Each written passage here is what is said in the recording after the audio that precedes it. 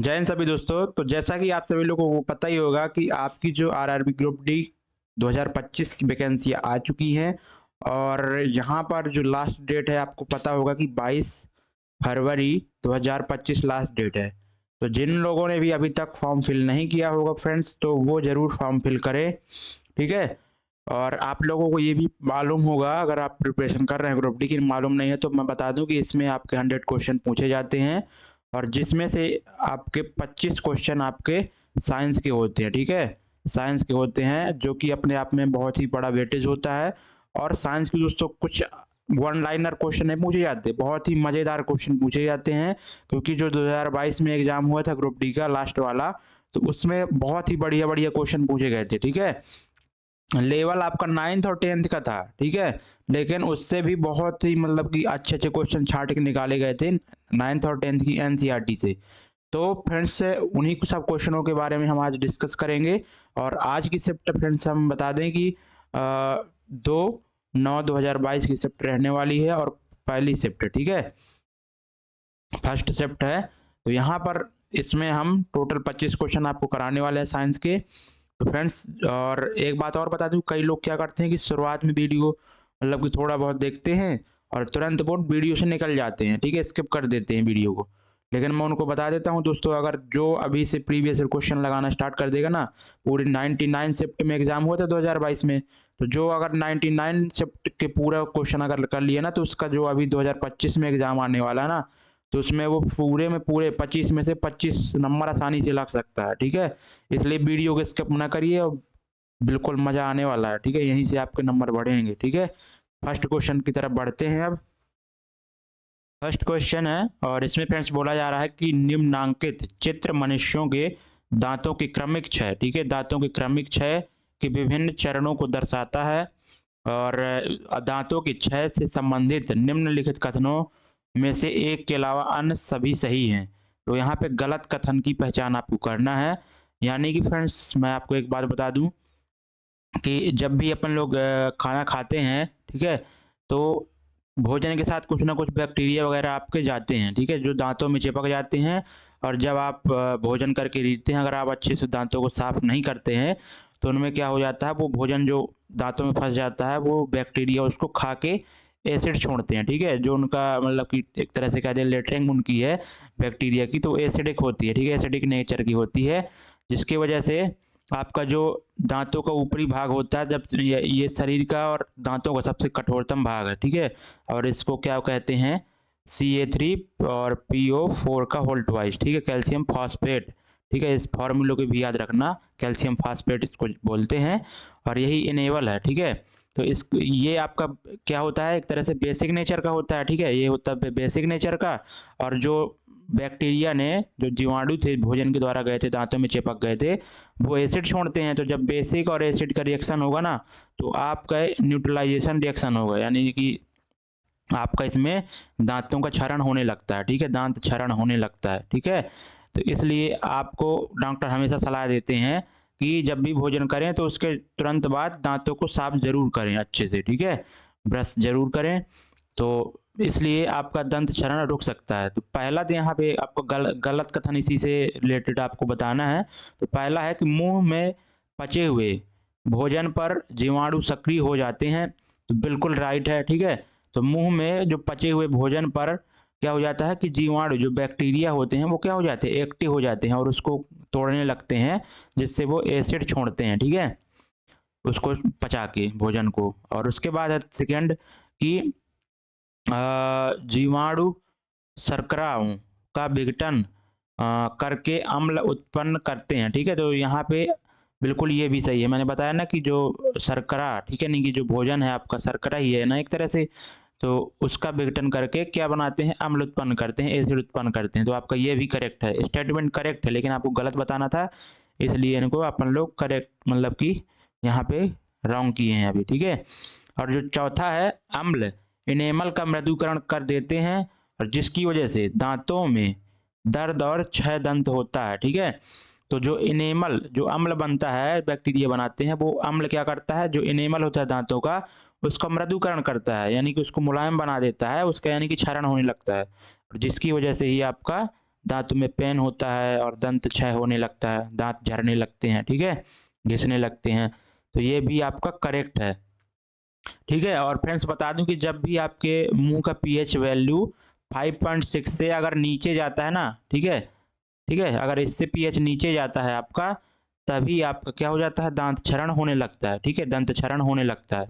या आप नोट करके रख लीजिएगा, अगर आपका मुंह का पीएच वैल्यू 5.6 से नीचे जा रहा है तो आपके दंत क्षरण होने लगता है, ठीक है, क्योंकि ये डायरेक्ट एनसीईआरटी में दिया गया है, ठीक है, ये वाली चीज़।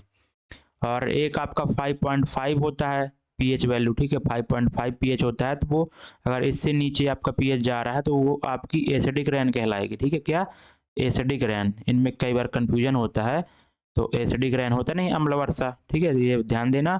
और ये आपका दंत क्षरण के लिए होता है, ये इनको दोनों को याद कर लेना आप लोग, ठीक है, दंत क्षरण डायरेक्ट क्वेश्चन पूछा जाता है, ठीक है, तो याद रख लेना। और बाकी जो तीसरा है, इसमें जीवाणु की कोई भूमिका नहीं होती। अब लोग गलत ही हो गया, क्योंकि जो पाचन तो करता है क्या, बैक्टीरिया ही तो रहता है मतलब कि दांतों के बीच में फंसा होता है वो, और फंसे हुए भोजन को पाचन करके एसिड बनाता है।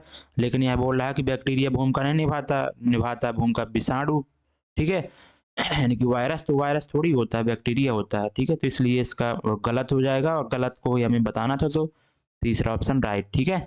नेक्स्ट क्वेश्चन, निम्न में से किस तत्व में सर्वाधिक प्रभावी नाभिकीय आवेश होता है? तो फ्रेंड्स सबसे पहले प्रभावी नाभिकीय आवेश के बारे में आपको पता होना चाहिए, ठीक है। वैसे तो दोस्तों ये क्वेश्चन आपका पीरियोडिक टेबल से है, ठीक है, यानी कि जो पीरियोडिक टेबल होती हैं उनसे है, लेकिन आपका ये जो है तो एनसीईआरटी से चैप्टर हटा दिया गया है पीरियोडिक टेबल का। लेकिन आपको फ्रेंड्स अभी रिस्क नहीं लेना है, अगर आप एक दो चैप्टर एक्स्ट्रा पढ़ लेते हैं और अगर उसमें से एग्जाम में आ जाता है तो आपको मतलब कि सही रहेगा आपके लिए। अगर ऐसा नहीं कि आप पढ़ के ना जाइए और एग्जाम में शायद आ गया, तो फिर आपको तो एक दो नंबर बहुत ही भारी पड़ सकता है, इसलिए कोई भी चैप्टर अभी छोड़िएगा नहीं, पूरा जरूर आपको पढ़ना। तो ये क्वेश्चन तो उस समय पे पूछा गया था 2022 में कि प्रभावी नाभिकीय आवेश मतलब इसमें किस में से ज़्यादा है, इन सभी एलिमेंट में, ठीक है। तो पहला ऑप्शन है लिथियम, ठीक है। सबसे पहले प्रभावी नाभिकीय आवेश के बारे में बात करें तो दोस्तों प्रभावी नाभिकीय, जैसे कोई एटम है, ठीक है, कोई जैसे एटम है और उसकी बाहरी कोश में उपस्थित इलेक्ट्रॉन और नाभिक के बीच में जो आकर्षण बल होता है, ना, वही नाभिकीय आवेश कहलाता है, ठीक है, प्रभावी नाभिकीय आवेश, ठीक है। तो जैसे लिथियम आपका ये है, ठीक है, लिथियम का एटॉमिक नंबर आपको पता होगा 3 होता है, बोरान का 5 होता है एटॉमिक नंबर, ठीक है, फ्लोरीन का आपको कितना होता है, फ्लोरीन का 9 एटॉमिक नंबर, और कार्बन का 6 होता है, ठीक है। तो यहाँ पर आप देख सकते हैं कि लिथियम का अगर हम मतलब कि स्ट्रक्चर बनाएं तो आपका कुछ ऐसा बनेगा, 2 सेल बनेंगी इसमें, ठीक है, और पहले सेल में जो है तो 2 इलेक्ट्रॉन आ जाएंगे, ठीक, और दूसरे सेल में 1 इलेक्ट्रॉन आ जाएगा, ठीक है। और इसी तरह से अगर बोरान की बात करें तो ये आपका ऐसे बनेगा, इसमें भी 2 सेल ही रहेंगी, ठीक है, और लेकिन यहाँ पे 3 लास्ट कक्षा में 3 इलेक्ट्रॉन आ जाएंगे। फ्लोरीन में आपका इसमें जो है तो फ्लोरीन में क्या होगा कि पहली कक्षा में 2 इलेक्ट्रॉन रहेंगे, क्योंकि आप लोगों को पता होगा कि किसी भी कक्षा में अधिकतम इलेक्ट्रॉनों की संख्या कितनी हो सकती है, उसके लिए फॉर्मूला क्या होता है, 2n² होता है ना। तो पहली कक्षा में तो अधिकतम इलेक्ट्रॉन क्या हो गया, n की जगह अगर 1 रखोगे तो 2 ही तो इलेक्ट्रॉन आ पाएंगे। लेकिन दूसरी कक्षा में अब अगर देखते हैं तो 2 का मान कि 4 दूनी 8, अधिकतम 8 इलेक्ट्रॉन आ सकते हैं दूसरी कक्षा में, ठीक है। तो यहाँ पे तो आपके 2 हो गए, लेकिन अभी बचे कितने फ्लोरीन के पास इलेक्ट्रॉन, कितने बचे, 7 बचे ना, तो 7 यहाँ पे अपन को रखना होगा, ठीक है, ये 7 इलेक्ट्रॉन रख दिए। अब कार्बन के बारे में देखेंगे तो कार्बन का एटॉमिक स्ट्रक्चर ऐसे बन जाएगा कुछ, ठीक है। आपको देखो टाइम लग रहा होगा, लेकिन पूरा आपको मैं बता दूंगा कि प्रभावी नाभिकीय आवेश किस में ज़्यादा होता है, उसमें केवल टिक नहीं लगाना है मुझे, ठीक है ना, क्योंकि अगर दूसरा घुमा के क्वेश्चन आ गया तो वो थोड़ी बन पाएगा अगर आप रट के चले जाएंगे, तो इसलिए रटना नहीं है, समझने की कोशिश करना है, ठीक है ना। अब यहाँ पे देखो आप कि मैंने क्या बताया था, जो प्रभावी नाभिकीय आवेश क्या होता है कि जो किसी परमाणु के बाहरी कोश में उपस्थित इलेक्ट्रॉन और नाभिक के बीच का आकर्षण बल होता है एक तरह से, ठीक है। दोस्तों आप बताइए कि सभी में कोशों की संख्या तो समान है, ठीक है, यानी कि इनका साइज तो मतलब कि कोष अगर समान है, तो अब यहाँ पे आपको देख सकते हैं कि इलेक्ट्रॉन अब मैटर करेंगे, इलेक्ट्रॉन किस में ज़्यादा हैं, ठीक है। तो इलेक्ट्रॉन जिसमें ज़्यादा होंगे, तो यहाँ पे देखो, यहाँ पे कितने 3 इलेक्ट्रॉन हैं, ठीक है, कितने हैं 3 इलेक्ट्रॉन है ना। और वैसे बाहरी कोष में तो एक ही इलेक्ट्रॉन है, तो यहाँ पे प्रोटॉन भी 3 होंगे, ठीक है, 3 प्रोटॉन भी होंगे नाभिक में। और यहाँ पे कितने होंगे, 5 प्रोटॉन होंगे नाभिक में। और यहाँ पे कितने होंगे, यहाँ पे 9 प्रोटॉन होंगे, ठीक है, क्योंकि इलेक्ट्रॉन और प्रोटॉन की संख्या समान होती है, ठीक है। और यहाँ पे आपके 6 प्रोटॉन होंगे, ठीक है। तो आप बताइए कि यहाँ पे देखो, यानी कि यहाँ पे नेगेटिव चार्ज आपका देख सकते हैं इसमें कितना है, 3, ठीक है, पॉजिटिव चार्ज भी 3 है, तो 3 3, ठीक है, तो 3 3 का आकर्षण बल ज़्यादा होगा, ठीक है। कि यहाँ पे आपका देख सकते हैं 5 5 के बीच में आकर्षण बल ज़्यादा होगा, ठीक है, एक माइनस प्लस के बीच में आकर्षण होता है ना, ठीक है।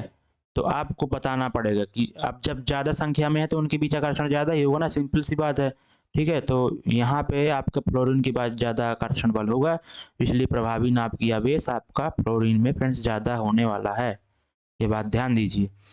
और वैसे भी अगर याद करें तो लिथियम आपका होता है, और फिर नीचे हाइड्रोजन, लिथियम, ठीक है। अगर बोरान की बात करें तो इधर आपका हो जाता है बेरिलियम, ठीक है, बेरिलियम, फिर आपका बोरान, फिर आपका कार्बन, ठीक है, फिर नाइट्रोजन, ऑक्सीजन, और फिर आपका फ्लोरीन, ठीक है। और हेलिना इधर नीचे अगर ग्रुप में जाए नीचे, और इस तरह से, ठीक है। तो प्रभावी नाभ की आवेश दोस्तों नीचे की तरफ जाने पर क्या होता है, आपका घटता है, ठीक है। और लेफ्ट से राइट जाने पे आपका प्रभावी नाभ की आवेश क्या होता है, बढ़ता है, ठीक है। ये यहाँ पे घटता है, इसको भी आप याद रख लेना, ठीक है, घटता है, मतलब ग्रुप में नीचे की तरफ जाने में, समूह में नीचे की तरफ जाने पे घटता है प्रभावी नाभ की आवेश। और पीरियड में यानी कि आवर्त में अगर आप लेफ्ट से मतलब राइट जा रहे हैं, तो यहाँ पे आपका प्रभावी नाभ की आवेश बढ़ता है, ठीक है, बढ़ता है। तो फ्लोरीन सबसे यहाँ पे है, राइट साइड में है ना इन सभी एलिमेंट के, ठीक है, क्योंकि लिथियम तो इसी साइड है, बेरिलियम, बोरान, कार्बन, नाइट्रोजन सभी इसी साइड है। फ्लोरीन आपका सबसे राइट साइड में, नहीं, सबसे ज़्यादा प्रभावी नाभ की आवेश आपका फ्लोरीन का ही होगा, ऐसे भी पता कर सकते हैं, ठीक है। नेक्स्ट, नीचे दिए गए कथनों पर विचार कीजिए और सही उत्तर को आपको बताना है। तो पहला है अधिकांश कार्बन यौगिक विद्युत के सुचालक होते हैं, ये तो फ्रेंड्स गलत ही है, ठीक है, क्योंकि जो कार्बन यौगिक होते हैं तो वो आपके कुचालक होते हैं, न कि सुचालक। उसके बाद है कार्बन यौगिकों के अणुओं के बीच आकर्षण बल अधिक प्रबल नहीं होता, ठीक है। तो ये भी आपका क्या है, एक तरह से सही नहीं है, ठीक है, क्योंकि यहाँ पे बोला जा रहा है कि कार्बन यौगिकों के अणुओं के बीच आकर्षण बल अधिक प्रबल नहीं होता, ठीक है। और क्यों नहीं होता, ठीक है, तो ये आपका सही है। और अधिक प्रबल क्यों नहीं होता, क्योंकि जो कार्बन होता है ना, वो क्या बनता है कि इलेक्ट्रॉन के संयोजन से बनता है, ठीक है। जैसे कार्बन की संयोजकता क्या होती है, 4 होती है, ठीक है ना, कार्बन की संयोजकता 4 होती है, ठीक है। और वो ऐसे इलेक्ट्रॉन अपनी बाहरी कक्षा में रखता है, और अष्टक पूरा करने के लिए ये किसी भी तत्व से अधिकतर ये क्या करता है कि आपका साझेदारी कर लेता है, ठीक है ना। जैसे ऑक्सीजन CO2 बनता है ना, CO2 कार्बन डाइऑक्साइड, जैसे ऑक्सीजन ही है, ठीक है। तो यहाँ पे जो जैसे ऑक्सीजन, तो वो क्या कर लेगा, साझेदारी ही कर लेगा ऑक्सीजन के अणुओं के साथ, ठीक है ना। तो सहसंयोजक बॉन्ड बनता है, तो और सहसंयोजक बॉन्ड दुर्बल होता है फ्रेंड्स, ना कि प्रबल होता है। जो आयनिक बॉन्ड होता है यानी कि इलेक्ट्रॉन की लेन देन से होता है, यानी कि इलेक्ट्रॉनों को या फिर ले ले या फिर दे दे, वो जो बॉन्ड बनता है प्लस माइनस का, वो आपका आयनिक बॉन्ड होता है। वो आपका जैसे NaCl में आयनिक बॉन्ड बनता है NaCl में, ठीक है, सोडियम क्लोराइड में सोडियम पॉजिटिव होता है, क्लोरीन नेगेटिव। तो यहाँ पे जो बॉन्ड बनेगा इन दोनों के बीच में, वो आपका आयनिक बॉन्ड बनेगा, वो ज़्यादा प्रबल होता है, ठीक है। तो आपका आकर्षण बल अधिक प्रबल नहीं होता, बिल्कुल सही है। तो दूसरा आपका करेक्ट है, पहला आपका सत्य, ठीक है। पहला सत्य होने का भी कारण यही है कि ये आयनिक नहीं बनता है, ठीक है। कार्बनिक जो यौगिक होते हैं आयनिक कंपाउंड नहीं बनाते हैं, और आयनिक कंपाउंड नहीं बनाएंगे तो इलेक्ट्रॉन तो दोस्तों आयनों के जो मतलब कि जो विद्युत आपकी होती है वो आयन से ही तो चलती है ना, ठीक है। इसलिए निम्न में से कौन सा बिंदु हमेशा लेंस के मुख्य अक्ष पर स्थित होता है। तो यहाँ पे बात की जा रही है लेंस की, और उसमें बात की जा रही है मुख्य अक्ष पर। तो यहाँ पे कौन सा बिंदु तो लेंस पे ऐसा मतलब बनने वाला कौन सा बिंदु है जो हमेशा लेंस के मुख्य अक्ष पर होता है, ठीक है। तो यहाँ पे सबसे पहले अगर कोई भी लेंस अगर बना लेते हैं, मान लेते हैं कॉन्वेक्स लेंस ही बना लेते हैं, उत्तल लेंस ही बना लेते हैं अपन, ठीक है। और इसका मुख्य अक्ष क्या होगा, यहाँ से बीचों बीच एकदम जाएगा मिड पॉइंट से, ठीक है। तो यहाँ पे बोला गया है मुख्य अक्ष पर स्थित होता है, ठीक है। तो यहाँ पे जो ऐसा कौन सा बिंदु है जो हमेशा मुख्य अक्ष पर स्थित होता है, पहला है अपवर्तन बिंदु, ठीक है। तो अपवर्तन बिंदु हमेशा मुख्य अक्ष पर स्थित होता है, ऐसा कोई जरूरी नहीं फ्रेंड्स, ठीक है। ऐसा कोई आपका जरूरी नहीं है कि ये हमेशा मुख्य अक्ष पर स्थित होगा। जैसे अब कोई रेज आ रही है, ठीक है, मान लेते हैं कोई वस्तु यहाँ पे रखी है, ठीक है। अब वो रेज आई यहाँ पे, ठीक है, पैरेलल आई, तो जो अपवर्तन बिंदु होगा यानी कि यहाँ पे, यहाँ से लाइट ऐसे मुड़ जाएगी, ठीक है। क्योंकि आपको पता होगा कि जब भी माध्यम चेंज होता है, मीडियम चेंज होता है, तो रेज आप में रास्ता बदल लेती हैं, वही अपवर्तन कहलाता है। अब अपवर्तन बिंदु यहीं पे होगा, तो ये तो दोस्तों मुख्य अक्ष पे नहीं है ना, तो इसलिए तो ये गलत हो गया ना, आप समझ सकते हैं। और दूसरा है कि प्रकाशिक केंद्र, तो प्रकाशिक केंद्र यानी कि ऑप्टिकल सेंटर, तो ऑप्टिकल सेंटर फ्रेंड्स कहाँ पे होता है, बिल्कुल वो बिल्कुल आपके मुख्य अक्ष पे होता है, और जो लेंस होता है उसका केंद्र बिंदु होता है, ठीक है। तो ऑप्टिक सेंटर से ही जो आपकी मुख्य अक्ष होती है वहीं से जाती है ऑप्टिक सेंटर ओ से, ठीक है। तो ये आपका फ्रेंड्स बिल्कुल करेक्ट है, ठीक है ना, मतलब कि ये आपका हमेशा मुख्य अक्ष पर ही होगा। और तीसरा है आपतन बिंदु, आपतन बिंदु, आपतन बिंदु मुख्य अक्ष पर हमेशा नहीं होता, ठीक है। आप ये देख सकते हैं कि आपतन किरण, आपतित किरण यहाँ पे आई, तो आपतन बिंदु यहीं पे हो गया, ठीक है।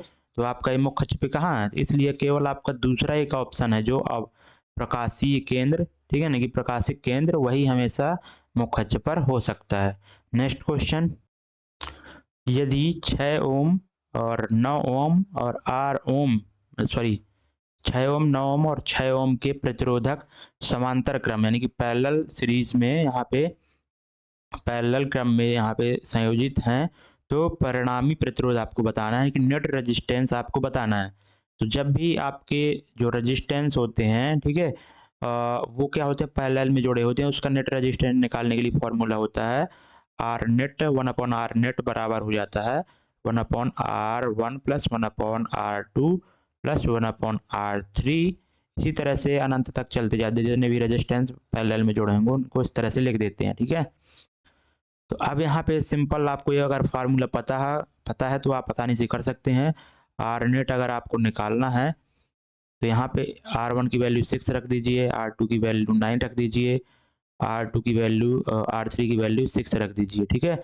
अब जब इनको सॉल्व करेंगे तो 1/r नेट की वैल्यू क्या आ जाएगी, इधर से एलसीएम ले लीजिए, 18 ले लीजिए, और इधर 3 2 3, तो यहाँ पे देख सकते हैं क्या बन रहा है आपका 6 2 8, ठीक है, 8/18, यानी कि जब आर नेट की वैल्यू निकालेंगे आप, ठीक है, आर नेट आप निकालेंगे तो क्या हो जाने वाली है 18/8। जब इसको सॉल्व करेंगे तो आपका 9/4, और यानी कि 2.25 आपका राइट आंसर हो जाएगा, ठीक है। तो ऑप्शन नंबर तीसरा आपका राइट हो जाएगा। अगर यहीं पे दोस्तों ये तो पैरेलल की हो गया, ठीक है, ये तो पैरेलल के लिए फॉर्मूला होता है, लेकिन अगर सीरीज के लिए बात कर देता है, ठीक है, अगर सीरीज में अगर कोई रेजिस्टेंस जुड़े होते तो उसके लिए नेट रेजिस्टेंस निकालने के लिए जो फॉर्मूला होता है आर नेट बराबर होता है R1 plus R2 plus R3, ठीक है। इसी तरह से आगे आपका चलता जाता है, ठीक है, ये आप ध्यान देना। निम्न में से कौन सा साइक्लोहेक्सेन का फॉर्मूला है, सूत्र है। तो साइक्लोहेक्सेन फ्रेंड्स क्या होता है, साइक्लो का मतलब क्या है, एक तरह से साइकिल बन जाए, ठीक है, और साइक्लोहेक्सेन, ठीक है, तो हेक्सेन के बारे में बात कर रहा है। तो हेक्सेन का वैसे अगर फॉर्मूला आपको, हेक्सेन यानी कि एल्केन कार्बन समूह में आ रहा है, ठीक है, कार्बन समूह में आ रहा है, तो एल्केन का जो फॉर्मूला होता है वैसे जनरल फार्मूला CnH2n+2 होता है, ठीक है। लेकिन फ्रेंड्स अब ये तो आपका हेक्सेन है, अगर तो मतलब कि मेथेज प्रोप हेक्स, ये हेक्स यानी कि आपका जो संख्या होगी 6 कार्बन संख्या होगी, ठीक है। तो C6H और 6 दूनी 12 तो 14, तो ये तो आपका हेक्सेन का फार्मूला हो गया, ठीक है। लेकिन अगर फ्रेंड्स इसमें साइक्लो जुड़ जाता है ना, यानी कि एक तरह से वो 6 कार्बन आपस में साइकिल में जुड़े हुए हैं, ठीक है, साइकिल में जुड़े हुए हैं, तो वो मैं बता देता हूँ आपको कैसे जुड़े होते हैं साइक्लोहेक्सेन में, इस तरह जुड़े होते हैं, ठीक है। तो इसमें जो कार्बन तो आपके 6 ही रहेंगे, इस तरह से बॉन्ड बना के जोड़े रहते हैं, ठीक है, और इस तरह से सिंगल बॉन्ड से जुड़े होते हैं। और इनमें जो साइक्लोहेक्सेन की बात करें तो ये तो आपका हेक्सेन का फॉर्मूला हो गया, ठीक है, लेकिन साइक्लोहेक्सेन के बारे में बात करें तो ये आपका C6H12 हो जाता है फ्रेंड्स, ठीक है, क्योंकि आप देख सकते हैं अब कार्बन की संयोजकता 4 होती है, तो 4 तरह से इनको इलेक्ट्रॉन, तो अब यहाँ पे देखो प्रत्येक कार्बन दो जगह से जोड़ा हुआ है, लेकिन 4 जगह से जोड़ना है अगर इसको संयोजकता पूरी करना है अपनी, तो दो दो आपके मतलब कि हाइड्रोजन और जोड़ेंगे यहाँ से, ठीक है, दो दो सभी जगह से, तो दो दो हाइड्रोजन इनसे जोड़ेंगे सभी से, तो 6 कार्बन है, तो आपके यहाँ से देखो 12 हाइड्रोजन हो जाने वाले हैं, ठीक है। तो आपका जो साइक्लोहेक्सेन का फॉर्मूला होता है C6H12 होता है, तो इसको जरूर याद रखना, ठीक है। नेक्स्ट क्वेश्चन, मेंडल के प्रयोग में जब F1 पीढ़ी के पौधे स्वपरागित थे, यानी कि इनका जब F1 पीढ़ी के जो पौधे बनते हैं तो उनको स्वपरागण करने से, यहाँ पे आपको बताना है कि जीन प्ररूपी अनुपात, यानी कि आपको जीनोटाइप रेशियो बताना है, ठीक है, जीनोटाइप रेशियो बताना है आपको। तो पहले सबसे पहले बात करते हैं F1 पीढ़ी, ठीक है। तो जो क्रॉस परागण होता है वो दोस्तों सबसे पहले 2 तरह का होता है, ठीक है, एक तो आपका मोनो हाइब्रिड होता है और डाई हाइब्रिड, ठीक है। तो मोनो हाइब्रिड के बारे में बात करें अगर, ठीक है, तो मोनो हाइब्रिड, तो मोनो जो हाइब्रिड होता है उसके बारे में पहले बात करते हैं, ठीक है। मोनो हाइब्रिड यानी कि सिंगल, उसमें क्या होते हैं कि सिंगल प्रॉपर्टीज होती हैं पौधे की, जैसे लंबा ही हो गया उसके बारे में, ठीक है। और डाई हाइब्रिडाइजेशन में ये होता है कि उसकी 2 प्रॉपर्टीज ली जाती हैं, जैसे वो लंबा भी है और उसके फूल फ्लावर का कलर कैसा है, वो डाई हाइब्रिडाइजेशन हो जाता है, ठीक है। तो आपका यहाँ पे मोनो हाइब्रिड तो जो ग्रेग जॉर्डनल, अरे क्या कह रहा हूँ, ग्रैंड जॉन मेंडल साहब थे, उन्होंने मटर की पौधे की, ठीक है, क्या ले ली थी, ये ले ली थी TT, ठीक है, और कैपिटल T, मतलब स्मॉल टी, ठीक है। तो इसमें मतलब कि प्रभावी आपका कैपिटल T होता है, ठीक है। तो जब इसको आपस में क्रॉस कराएंगे तो आपका जो F1 पीढ़ी बनेगा, ठीक है, तो F1 पीढ़ी बनने वाला है इधर से, ठीक है ना। तो F1 पीढ़ी जो बनेगा फ्रेंड्स, तो ये बनने वाला है क्या, T T और कैपिटल T T, ठीक है, T और T, ठीक है। अब यहाँ पे देखो ये तो F1 पीढ़ी बन गई, लेकिन अब बोला क्या जा रहा है कि यदि F1 पीढ़ी के पौधों को स्वपरागित करा दिया, यानी कि सेल्फ पॉलिनेशन इनके करा दिया जाए, तो यहाँ को सेल्फ पॉलिनेशन कराने का मतलब क्या है कि इन दोनों, मतलब कि इनमें से किसी को 2 को लेके आपस में ही इनका पॉलिनेशन करा देना है, ठीक है। तो यहाँ से जब T और small T, capital T small T को जब आप लेंगे तो इनका जब पॉलिनेशन कराएंगे, परागण कराएंगे, तो यहाँ पे देख सकते हैं कि ऐसे कुछ बनेगा, ठीक है, और ऐसे, और इसी तरह से ये इससे और ये इससे करेगा, ठीक है। तो यहाँ से यानी कि कैपिटल टी और फिर कैपिटल T स्मॉल टी, फिर कैपिटल T स्मॉल टी और कैपिटल T स्मॉल टी, ठीक है। तो यहाँ पे आप देख सकते हैं कि जो आपका तो जो लास्ट वाला बनेगा फ्रेंड्स, वो आपका क्या बनेगा, स्मॉल टी बनेगा ना, ठीक है, स्मॉल टी, ठीक है ना, क्योंकि देख सकते हैं कि स्मॉल टी और स्मॉल टी भी तो मिलके बनाएंगे ना। तो यहाँ पे जो फिनोटाइप रेशियो की बात करें, फिनोटाइप यानी कि एक तरह से फिजिकली प्रॉपर्टी, नहीं कौन लंबा कौन छोटा, तो यहाँ पे जो लंबा बनेंगे फ्रेंड्स, तो वो आपके बनेंगे टी वाला तो लंबा ही रहेगा, लेकिन यहाँ पे कैपिटल टी स्मॉल टी जो है वो भी लंबा ही रहेगा, ठीक है। यानी कि आपके 3 पौधे लंबे हो जाएंगे, 1 2 3, 3:1 आपका जो है तो लंबा हो, मतलब कि ये फिनोटाइप रेशियो बन जाएगा। हमसे जीनोटाइप रेशियो पूछा गया था, ठीक है, तो जीनोटाइप के बारे में बात करें, जीनोटाइप रेशियो, जीनोटाइप का मतलब क्या है कि आपका कौन, मतलब शुद्ध लंबा है, ठीक है, शुद्ध लंबे का पौधे कितने हैं, 1 है, और मतलब कि अशुद्ध लंबे, ठीक है, अशुद्ध लंबे कौन से हैं आपके, कैपिटल T स्मॉल टी, लंबे तो हैं लेकिन इसमें अशुद्ध हैं ये, ठीक है। तो आपका 2 हो गया यहाँ से, ठीक है, और आपका 1 आपका बौना हो गया, ठीक है, यानी कि शुद्ध लंबा फिर अशुद्ध लंबा और बौना का रेशियो वही आपका जीनोटाइप कहलाता है, तो 1:1 आपका राइट आंसर हो जाएगा। ठीक है, उम्मीद करता हूँ समझ में आएगा। देखो टाइम मैं ले रहा हूँ, भले ही समझाने में मुझे थोड़ा टाइम भी लगता है, लेकिन आपको समझ में आ जाए यही मेरा मकसद है। ठीक है, निम्न कथनों में से कौन सा सही है? पहला है यहाँ पे, जैव निम्नीकरण पदार्थ पर्यावरण में लंबे समय तक बने रहते हैं। तो सही के बारे में बताना है। तो यहाँ पे जो पहला ऑप्शन में बोला जा रहा है कि जो जैव निम्नीकरण पदार्थ होते हैं, यानी कि जो नेचुरली आपके वायुमंडल में, पर्यावरण में क्या होते हैं कि आसानी से वो विघटित हो जाते हैं और टुकड़ों टुकड़ों में बट जाते हैं। ठीक है, तो वैसे आपको यहाँ पे बताना है कि जो जैव निम्नीकरण पदार्थ पर्यावरण में लंबे समय तक बने रहते हैं। ये तो गलत हो गया ना। जैव निम्नीकरण की जैव मतलब कि जैविक रूप से वो कई टुकड़ों में बढ़ जाए। ठीक है, यानी कि वो उसका मतलब कि विनाश हो जाए। ठीक है, जैसे आपका सब्जी के छिलके हो गए और कागज हो गया, ये क्या होता है, जैव निम्नीकरण पदार्थ होते हैं। ये मतलब कि एनवायरनमेंट में आसानी से ये विघटित हो जाते हैं, लेकिन इसमें लिखा है कि लंबे समय तक बने रहते हैं। ये तो गलत है ना, हमें सही बताना है। अजैव निम्नीकरण पदार्थ, अजैव निम्नीकरण पदार्थ यानी कि जिनका पारिस्थितिकी तंत्र में आसानी से विघटन नहीं होता है, वो क्या कहलाते हैं कि अजैव निम्नीकरण पदार्थ पारिस्थितिकी तंत्र में विभिन्न घटकों की सहायता करते हैं। ये तो गलत है ना, विभिन्न घटकों की सहायता थोड़ी करते हैं, वो तो वैसे ही पारिस्थितिकी तंत्र को नुकसान ही पहुंचाते हैं। ठीक है, ये तो गलत है। अजैव निम्नीकरण पदार्थ ऊष्मा और दाब जैसी भौतिक प्रक्रियाओं द्वारा अपघटित नहीं हो सकते। तो ये भी आपका गलत है फ्रेंड्स। ठीक है, ऐसा नहीं कि विघटित नहीं हो सकते। जो अजैव निम्नीकरण पदार्थ है, ऐसा नहीं कि विघटित नहीं हो सकते। अगर उसमें अच्छी ऊष्मा मिल जाए उनको, अगर भयंकर दाब मिल जाए, तो वो विघटित हो जाते हैं, जो कि अब नॉर्मली मिलता नहीं है, क्योंकि नेचुरली आप देखेंगे तो अर्थ की भूपटी पट्टी पे ही अजैव निम्नीकरण पदार्थ डले होते हैं, जैसे प्लास्टिक वगैरह हो गया। ठीक है, कोई मेटल हो गया, तो वो उनको वैसे ऊष्मा दाब थोड़ी मिलता है, लेकिन अगर मिल जाए तो वो obvious सी बात है विघटित हो जाएंगे। ठीक है, तो यहाँ पे ये तो गलत हो गया ना, क्योंकि यहाँ पे अगर उनको उष्मा दाब दी जा रही है तो बोला जा रहा है वो अपघटित नहीं होंगे, लेकिन ये तो गलत है ना।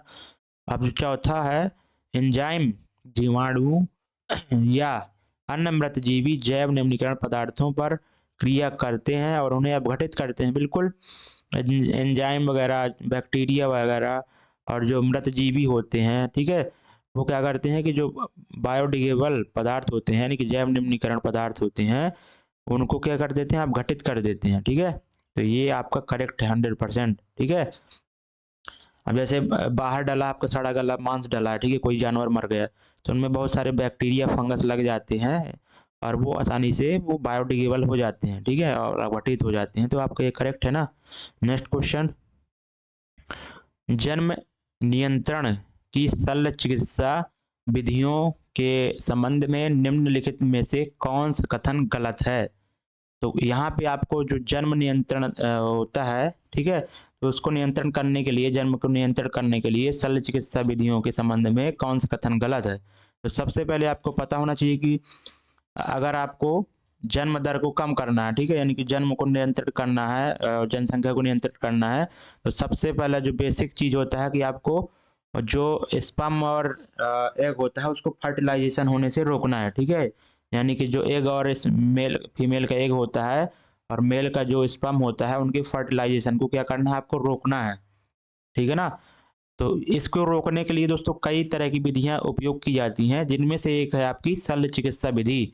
शल्य चिकित्सा विधि में क्या होता है कि फ्रेंड्स, जो डॉक्टर लोग होते हैं वो एक तरह से ऑपरेशन करते हैं, और जिसमें से आपका अगर मेल है कोई, ठीक है, तो उसको लिए हम नसबंदी बोल नहीं देते, नसबंदी, तो इसके लिए आपको क्या करा जाता है, वेसेक्टोमी। ठीक है, क्योंकि जो वास्ट डिफरेंस से एक नलिका होती है जिससे आपके स्पर्म निकल के बाहर आते हैं, ठीक है, यूरेथ्रा के द्वारा फिर आपके ग्रीवा में जाते हैं, ठीक है, गर्भाशय में भी जाते हैं, तो वो आपके वास्ट डिफरेंस, ठीक है, तो वेसेक्टोमी आपको कराते हैं। उसी वास्ट डिफरेंस में क्या कर देते हैं, वो गांठ लगा देते हैं, ठीक है, या फिर उसको काट भी देते हैं, वेसेक्टोमी। ठीक है, वेसेक्टोमी, ये डायरेक्टली क्वेश्चन पूछा जाता है और इसको इंग्लिश से याद रखना आप लोग, वेसेक्टोमी। ठीक है, और जो फीमेल में दोस्तों होता है, फीमेल में यही अगर नसबंदी कराना है फीमेल में, तो ये होता है आपका ट्यूबेक्टोमी। ठीक है, ट्यूबेक्टोमी, ठीक है, ये ट्यूबेक्टोमी यानी कि एक तरह से ट्यूब जो होता है, फिलिपियन ट्यूब,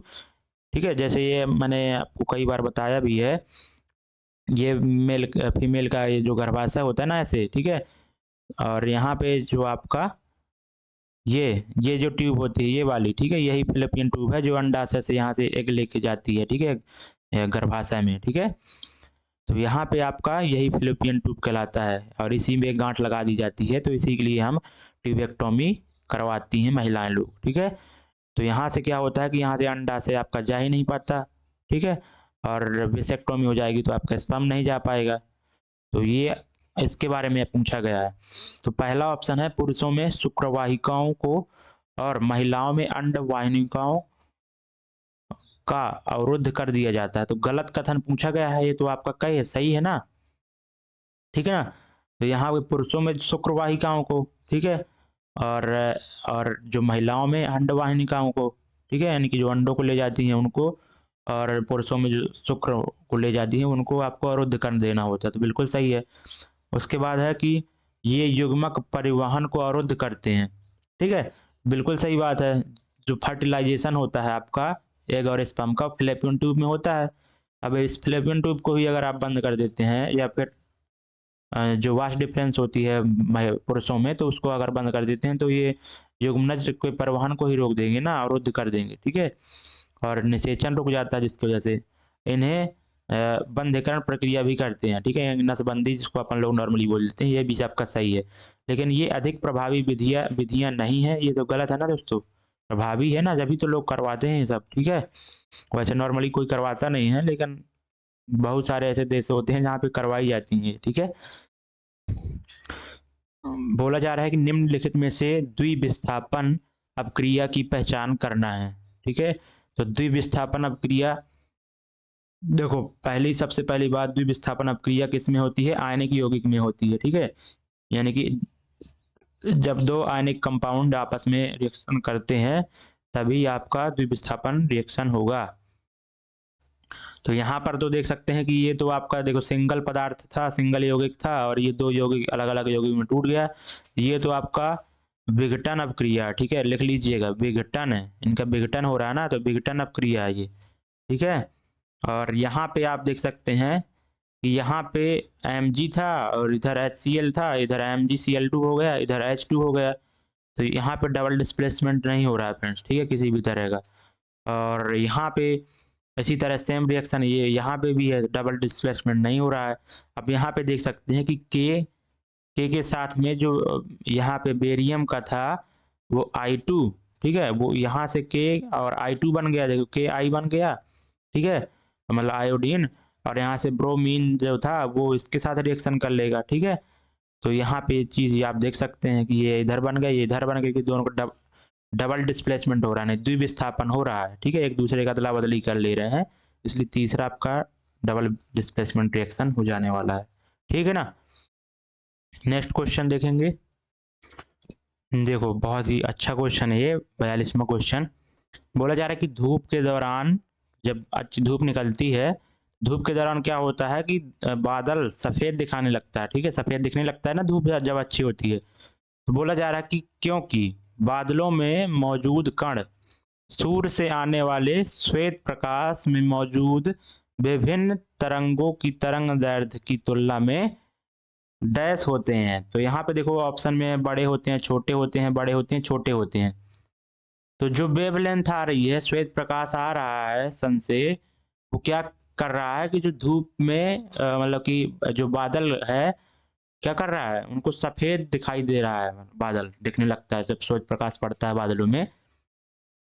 तो ऐसा तब होगा जब जो श्वेत प्रकाश में उपस्थित 7 रंग होते हैं, जो 7 कलर होते हैं, उनकी जो वेवलेंथ होती है फ्रेंड्स, जितनी भी कलर होती है उनकी वेवलेंथ होती है, वो क्या हो इस बड़े, मतलब कि इन जो बादल के कण हैं उनमें इनको क्या करे, उनमें टकराए, उनसे टकराए, ठीक है। जैसे यहाँ पे कोई कण है बादल का और कोई जैसे वेवलेंथ है, ठीक है, कोई वेवलेंथ है, तो वो क्या करे, इससे टकराए, ठीक है, ऐसे टकरा के जाए, तो जब ही तो स्कैटरिंग होगी ना, ये प्रकाश सभी जगह फैल जाएगा।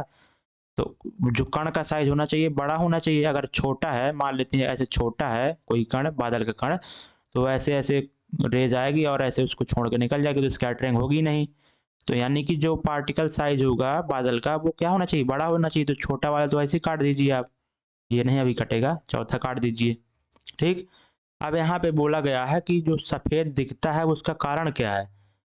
बादल सफेद दिखने लगता है धूप में, ठीक है, तो उसका कारण ये है कि श्वेत प्रकाश की जो सभी रंग होते हैं तो उनकी लगभग समान मात्रा में प्रकीर्णन होता है। ठीक है ना। तो इसलिए तो सफेद दिखेंगे ना, क्योंकि सभी का अगर प्रकीर्णन सभी के समान मात्रा में हो रहा होगा तभी तो सफेद दिखेगा, क्योंकि सभी कलर मिक्स हो जाएंगे फिर से। ठीक है, जो श्वेत प्रकाश पड़ रहा था उस कण में और उस सभी कलर में ही आपका प्रकीर्णन बराबर हो रहा है, तो फिर से वो सफेद कण मतलब कलर ही बन जाएगा। तो इसलिए लगभग समान होता है, इसलिए आपका ये राइट होगा। ठीक है, बाकी जो आकाश का रंग नीला दिखाई देता है, आकाश का रंग नीला दिखाई देता है, उसका कारण ये है कि उसका कारण दूसरा है, क्योंकि वहाँ पे आ जाता है आपका नीला कलर, आकाश का रंग नीला दिखाई देता है। ठीक है, क्योंकि आपका नीले रंग की जो तरंग दैर्ध्य होती है वो कम होती है। ठीक है, जिसकी वजह से आपका जो आपके आकाश में उससे छोटे पार्टिकल हैं उनसे वो टकरा जाती है आसानी से और स्कैटरिंग हो जाता है। ठीक है, नेक्स्ट क्वेश्चन देखेंगे। किसी वस्तु को अवतल दर्पण के सामने इसकी फोकस दूरी के बराबर दूरी पर रखा गया है, प्रतिबिंब बनेगा। तो अवतल दर्पण के बारे में बात कर रहा है। तो अवतल दर्पण मैंने कई बार आपको बताया है कॉनकेव मिरर के बारे में। तो सिंपल सी अपन लोग इसको ड्रॉ कर लेते हैं कॉनकेव मिरर को। ठीक है, कॉनकेव मिरर को अपन ने ड्रॉ कर लिया और यहाँ पे उसका पोल हो जाएगा और यहाँ पे उसका फोकस हो जाएगा। ठीक है, यहाँ पे पॉलिश भी तो कर देते हैं पीछे, यहाँ पे सेंटर ऑफ कर्वेचर हो जाएगा। तो अब इनमें बोला जा रहा है कि दर्पण के सामने इसकी फोकस दूरी के बराबर दूरी पर रखा गया है। ठीक है, तो फोकस दूरी के बराबर दूरी पर रखा गया, कि फोकस पॉइंट पे ही रखा गया है वस्तु को। तो बोला क्या जा रहा है कि प्रतिबिंब कैसा बनेगा। तो मैंने कई बार फ्रेंड्स बताया है कि जब भी कॉनकेव मिरर के बारे में बात करें तो आपका जो फोकस पर अगर वस्तु को रखा जा रहा है तो आपका इमेज कैसा बनेगा फ्रेंड्स, आपका इमेज कैसे बनेगा। तो मैंने बताया था ना, अगर अवतल दर्पण में आपका वस्तु फोकस या फिर फोकस के लेफ्ट साइड कहीं भी इधर रखा है तो आपका इमेज हमेशा वास्तविक बनेगा। लेकिन अगर फोकस के राइट साइड में रखा है कहीं भी वस्तु तो आपका आभासी प्रतिबिंब बनेगा, ना कि दर्पण के पीछे बनेगा। तो यहाँ पर तो फोकस पे ही रख रहा है, तो वैसे तो आपका इमेज कैसे बनेगा, आपका रियल इमेज बनेगा। ठीक है, यानी कि आपका वास्तविक इमेज बनेगा, वास्तविक। ठीक है, मैं पूरा प्रॉपर्टी बता दे रहा हूँ यहाँ पे, अगर फोकस पे वस्तु रख दे तो वास्तविक बनेगा। और मैंने चीज एक बताई थी कि यदि अवतल दर्पण में वक्रता केंद्र से लेफ्ट साइड में अगर कोई वस्तु रखी है तो वो क्या होगी, आपकी छोटी बनेगी। ठीक है, तो वो क्या बनेगी, आपकी छोटी। और अगर वक्रता केंद्र पर रखी गई है तो वो आपकी समान आकार की बनेगी, और वक्रता केंद्र से राइट साइड में रखी गई है तो आपकी बड़ी बनेगी। तो यहाँ पे वक्रता केंद्र के राइट साइड में तो वस्तु रखी है तो आपकी बड़ी साइज की बनने वाली है। ठीक है, और उसके बाद मैंने बताया था कि ये वास्तविक जो इमेज होता है वो हमेशा कैसा बनता है, उल्टा बनता है। ठीक है, तो यहाँ पे उल्टा भी बनेगा। अब यहाँ पे अनंत पर बनेगा, कहाँ पे इमेज कहाँ पे बनेगा, तो इमेज तो दोस्तों लेफ्ट साइड ही बनेगा अगर वास्तविक बन रहा है। ठीक है, सामने ही मिरर के बनेगा। लेकिन अब आपको परावर्तन के नियम के बारे में पता होना चाहिए। ठीक है, जो मिरर में लागू होते हैं। तो यहाँ पे पहले मुख्य अक्ष के साथ मतलब कि मुख्य अक्ष से किरण डालिए आप। ठीक है, तो मुख्य अक्ष से आपका अगर किरण डालते हैं मुख्य अक्ष के समांतर तो वो फोकस से होकर जाती है, आप लोगों को पता होगा। ठीक है, नहीं कि सिंपल ऐसे ही चली जाएगी किरण। ठीक है, और अब आप एक रे डाल दीजिए आपका पोल से। ठीक है, पोल से अगर आप डालते हैं, ठीक है, तो जिस एंगल से वो आएगी उसी एंगल से आपका यहाँ से चली जाएगी। तो जो आपका इमेज बनेगा ना फ्रेंड्स, तो वो आपका इनफाइनाइट पे बनेगा, क्योंकि ये पैरेलल लाइंस होंगी आप आपस में। ठीक है ना, तो ये आपका राइट आंसर तीसरा ऑप्शन हो जाएगा। मैंने पूरा सब बता दिया एक एक। निम्न में से कौन सी गतिविधि पर्यावरण के अनुकूल है, यानी कि पर्यावरण के लिए आपकी बेनिफिशियल है, ऐसी कौन सी आपकी गतिविधि है। तो गर्मी के दिनों में दूसरा ऑप्शन से ट्राई देखते हैं, गर्मी के दिनों में एसी और कूलर का उपयोग करना। तो गर्मी के दिनों में अगर आप एसी और कूलर के यूज कर रहे हैं तो वो आपके लिए बेनिफिशियल है। ठीक है, ना कि आपके पर्यावरण के लिए। पर्यावरण गतिविधि के लिए वो तो हानिकारक है, क्योंकि जो आप एसी कूलर यूज कर रहे हैं, एसी वगैरह, एयर कंडीशनर वगैरह, उसमें क्या लग रही है आपकी बिजली लग रही है, ठीक है, बिजली लग रही है।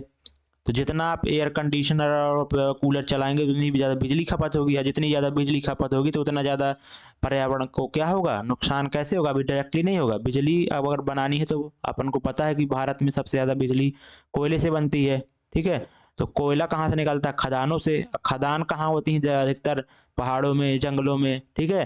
तो उन पहाड़ों जंगलों को काटा जाएगा, तो एक तरह से इनडायरेक्टली रूप से अगर आप एसी कूलर का यूज कर रहे हैं तो आप पर्यावरण को ही नुकसान कर रहे हैं, ठीक है। वैसे नुकसान होता ही, आपको पता होगा एयर कंडीशनर वगैरह से कि आपका CFC गैस यूज होती है, जिससे आपका ओजोन कल जो क्षरण होता है वो भी होता है, ठीक है। तो डायरेक्टली तो यही होता है, इनडायरेक्टली आपका एनवायरनमेंट को लॉस हो रहा है। उसके बाद गगनचुंबी इमारतें बना निर्माण से आप गतिविधि अच्छी कर रहे हैं, पर्यावरण के अनुकूल कर रहे हैं क्या? बिल्कुल नहीं कर रहे हैं, ठीक है। गगनचुंबी इमारतें बनाकर आप एनवायरनमेंट फ्रेंडली वर्क नहीं कर रहे हैं, ठीक है। अब इसको भी समझते रहिएगा आप। और उसका बच्चा होता है कि खरीदारी के लिए पॉलीथीन बैग का, पॉलीथीन के बैग के यूज कर रहे हैं, तो क्या अनुकूल कर रहे हैं क्या पर्यावरण के? बिल्कुल। ये तो आपका नॉन बायोडिग्रेडेबल पदार्थ है पॉलीथीन, ठीक है, यानी कि अजैव निम्नीकरण पदार्थ। इसका अगर यूज करेंगे तो पर्यावरण पर इसका प्रतिकूल प्रभाव पड़ेगा, ना कि अनुकूल। लेकिन जो है बिजली के उत्पादन के लिए सौर ऊर्जा का उपयोग, ये बिल्कुल करेक्ट है। अगर बिजली के उत्पादन के लिए आप कोयले की जगह अगर सौर ऊर्जा का यूज करते हैं तो ये तरह से कहीं से पर्यावरण के अनुकूल है, क्योंकि इसमें कोई भी कोयला वगैरह, कोयला जलाया जाएगा तो वो आपका कार्बन डाइऑक्साइड वगैरह उससे निकलेगी, धुआं निकलेगा। कोयला जहाँ से निकाला जाए खदानों से, जंगल वगैरह नष्ट होंगे, ठीक है। तो इसलिए आपका अगर कोयले की जगह आप सौर ऊर्जा के यूज कर रहे हैं बिजली बनाने के लिए तो बिल्कुल ये एनवायरनमेंट फ्रेंडली है, ठीक है। तो ये आपको पहला राइट हो जाएगा। मस्त क्वेश्चन है। निम्नलिखित में से कौन से प्लास्टर ऑफ पेरिस के उपयोग नहीं है? तो सबसे पहले मैं बता दूं कि फ्रेंड्स एक कंपाउंड होता है, वो होता है आपका कैल्शियम, ठीक है, CaSO4, ठीक है, Ca कैल्शियम सल्फेट, ठीक है, और इंटू 2H2O, ये आपका क्या होता है? कैल्शियम सल्फेट, ठीक है, और इंटू 2H2 ये आपका होता है, ये क्या होता है आपका? जिप्सम, ठीक है, जिप्सम, इसको नोट कर लीजिएगा, क्या होता है? जिप्सम। और इसका जब डिहाइड्रेशन कराया जाता है, ठीक है, इसको हीट दी जाती है और लगभग 100 डिग्री सेल्सियस के टेम्परेचर पर इसको गर्म किया जाता है, तो ये बन जाता है CaSO4 इंटू 1/2H2O। तो इसी को अपन लोग क्या कह देते हैं? POP, प्लास्टर ऑफ पेरिस, जिसका यूज डॉक्टर लोग आपके प्लास्टर जब हड्डी टूट जाती है तो उसमें यूज करते हैं अधिकतर, और सजावटी सामान भी बनाने में किया जाता है। तो इसी के बारे में बोला गया है कि प्लास्टर ऑफ पेरिस का उपयोग नहीं है। तो कांच, साबुन और कागज के निर्माण में इसका यूज थोड़ी होता है। कांच वगैरह बनाने में तो आपका कांच बनाने में आपका किसका? सोडियम बाइकार्बोनेट का यूज होता है, ठीक है, दावन सोडे का। मैंने आपको बताया भी था, ठीक है, लास्ट सेप्ट में ये क्वेश्चन पूछा गया था। सोडियम साबुन बनाने के लिए भी आप यूज कर सकते हैं, कागज के निर्माण में भी, ठीक है। और टूटी हड्डियों और को सहारा देने के लिए लगाए जाने वाले प्लास्टर, बिल्कुल ये तो आपका वही है उपयोग, प्लास्टर ऑफ पेरिस का मैंने बताया भी। खिलौनों और सजावटी सामान बनाने में, ठीक है, ये भी सही है। एयर टाइट व्यवस्था की आवश्यकता वाली रसायन विज्ञान प्रयोगशाला में उपकरण में वायु अंतरालों को सील करने के लिए, यानी कि जहाँ पे भी आपको वायु नहीं चाहिए, ठीक है, यानी कि वायु ना पहुँच पाए, क्योंकि केमिकल जो रसायन विज्ञान की प्रयोगशाला होती हैं उसमें बहुत ही इंपॉर्टेंट होता है कई क्रियाएं कि उसमें आपकी एयर नहीं पहुंचनी चाहिए। तो एयर मार्ग को सील करने के लिए आप प्लास्टर ऑफ पेरिस का यूज कर सकते हैं, ठीक है। तो आपका उपयोग केवल आपका पहला नहीं है, कांच, साबुन और कागज के निर्माण में आप प्लास्टर ऑफ पेरिस का यूज कहाँ से कर पाएंगे, ठीक है। नेक्स्ट क्वेश्चन में बोला जा रहा है कि निम्न कथनों पर विचार करते हुए सही उत्तर को चयन करना है। पहला है अपक्रियाशीलता यानी कि रिएक्टिविटी, अपक्रियाशीलता श्रेणी यानी कि रिएक्टिविटी सीरीज में सबसे ऊपर स्थित धातुएं अत्यधिक अपक्रियाशील होती हैं, ठीक है।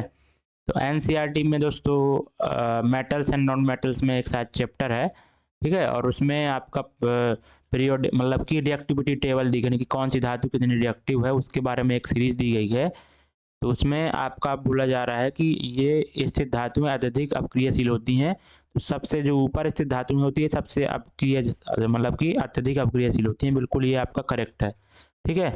और जो दूसरा कथन है, अपक्रियशीलता श्रेणी में सबसे ऊपर स्थित धातुएं उनके यौगिकों के वैद्युत अपघटनी अपचयन द्वारा प्राप्त होते हैं। तो ये भी आपकी करेक्ट है, ठीक है। यानी कि जो अपक्रियाशीलता श्रेणी के बारे में बात करें तो एनसीईआरटी में जो खुद दी गई है उनकी मोस्ट रिएक्टिव सोडियम, ठीक है, उसके बाद पोटेशियम और सोडियम पोटेशियम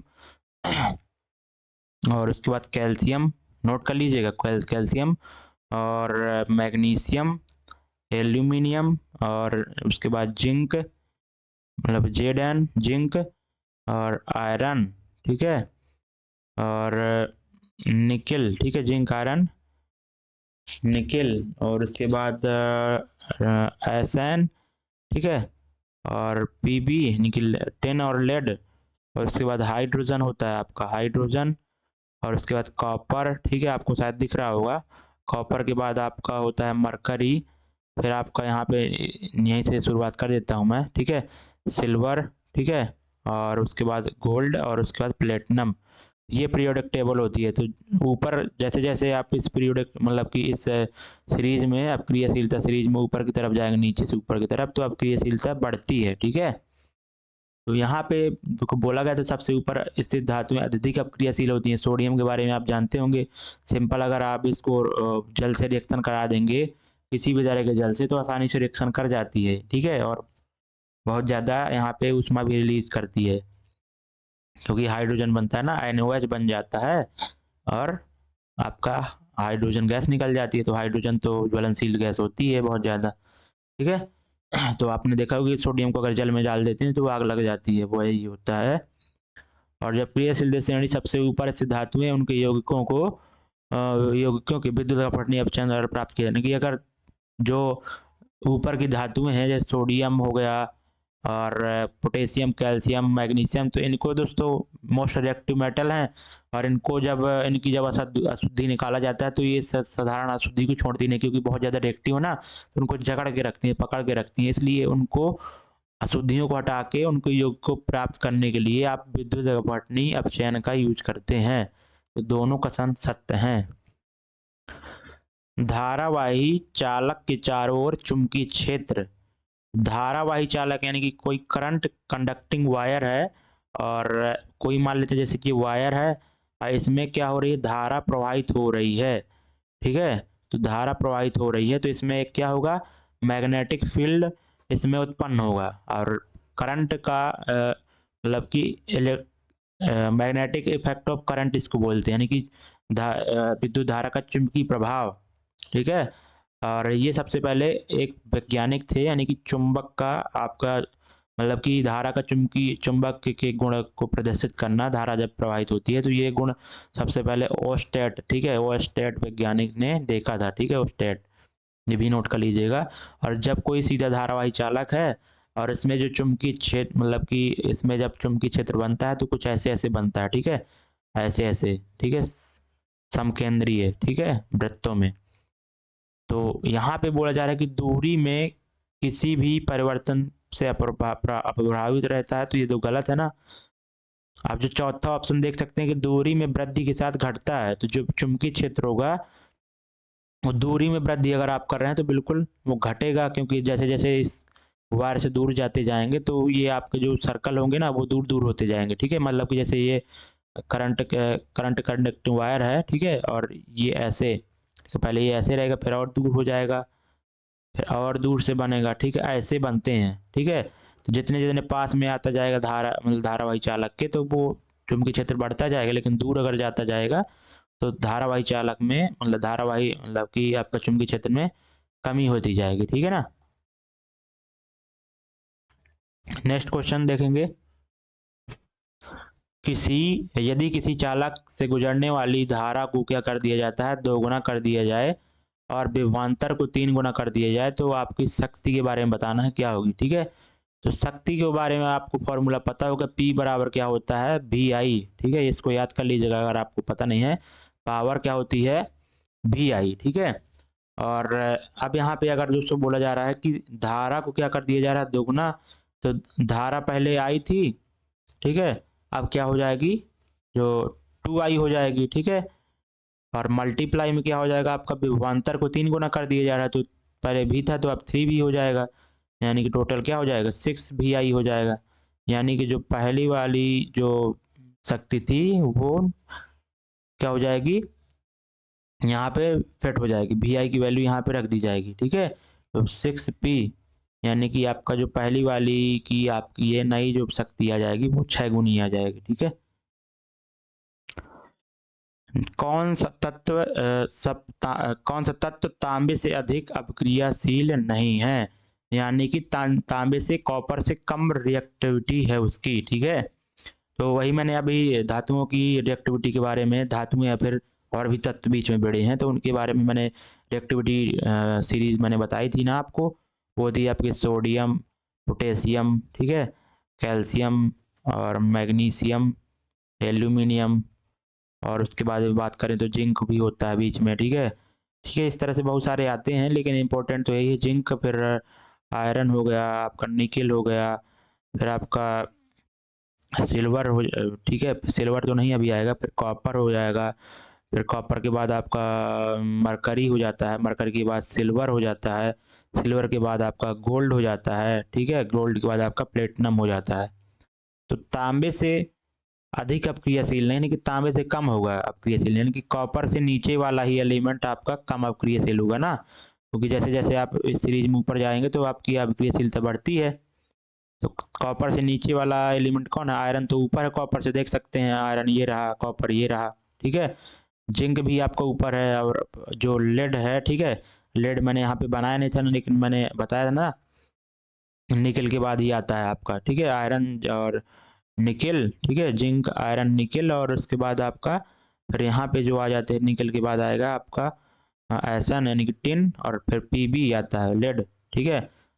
तो यहाँ पे कॉपर से ये भी आपका ऊपर है, लेकिन एजी आपका जो सिल्वर है वो कॉपर से कम रिएक्टिव होता है, ठीक है, क्योंकि उसके नीचे है।